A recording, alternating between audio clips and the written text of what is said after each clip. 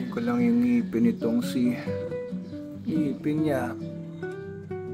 Madilaw, madumi na kaagad ng ngipin mo. Kung 10 months old ka pa lang, yung ngipin mo pang 2 years old na. Maaaring ang pinapakain sa kanya dati ay bad quality dog food. Kung SDN yan, di ganyan itsura niyan agad, Hawakan ko na yung paa niya. Very good na si Sol. Sol?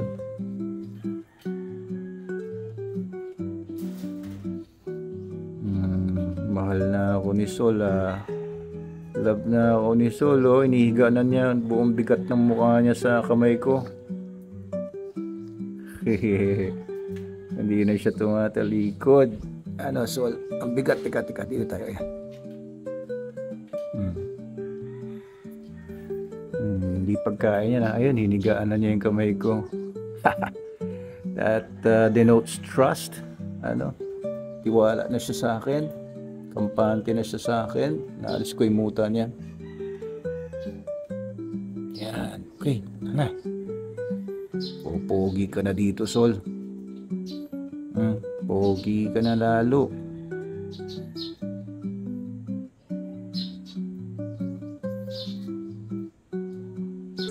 First time ko hawakan yung likod niya.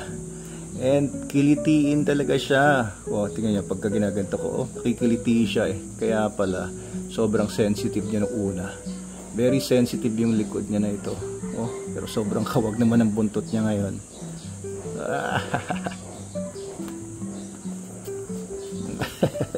Kikiliti siya Kikiliti siya Pinusubo niya yung kamay ko. Hindi na nakakatakot ngayon pag sinusubo yung kamay ko,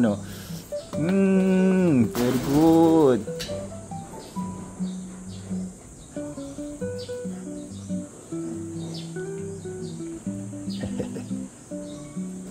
Hindi mo itlog niya, baby balls pa.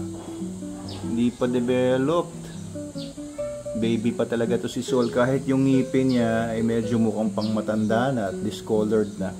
Yung balls niya talaga maliliit pa.